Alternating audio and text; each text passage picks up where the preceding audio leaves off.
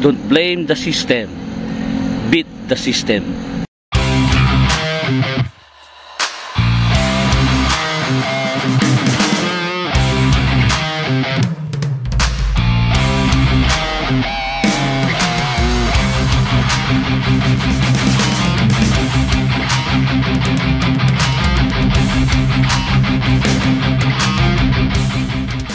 Marami pong mga tao sa ngayon, kung sino-sino na lang ang sinisisi. Sinisisi nila ang gobyerno sa kalagayan ng buhay nila. Sinisisi nila ang mga magulang nila, bakit sila hindi nakapag-aral. Sinisisi nila yung mga tao sa paligid nila, bakit mahirap sila. Sinisisi nila ang kanilang barangay captain, ang kanilang mayor, ang kanilang presidente, na hanggang ngayon mahirap pa daw sila. Tanong ko sa nung hindi pa nananalo yung presidente na nakaupo ngayon, tanong, mayaman ka na ba? Wala po sa kung sinong taong nakaupo sa gobyerno ang pag-asenso ng buhay mo. Hindi po nakasalalay sa kahit na kaninong presidente o opisyal ng gobyerno ang pag-asenso mo. Nasa iyo yan, nasa mga kamay mo yan. Araw-araw binibigyan tayo ng Diyos ng dahilan para gumising. Araw-araw binibigyan tayo ng pagkakataon ng Panginoon para gumising. Lahat tayo ay pantay-pantay. Binigyan po tayo ng lakas, binigyan tayo ng talino, binigyan tayo ng hangin na malalanghap natin ng libre. Kapag hindi ka pa yumaman, hindi ka pa umasenso, hindi mo pa nagawa yung dapat mong gawin para umangat sa buhay.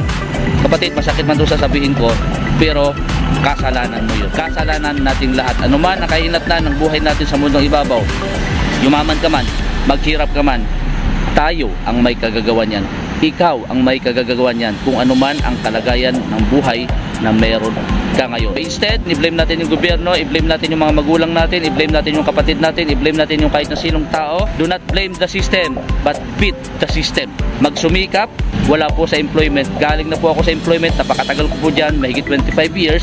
Subalit hindi po nangyari sa akin yung gusto ko mangyari na masenso sa buhay at patupad yung pangarap ko.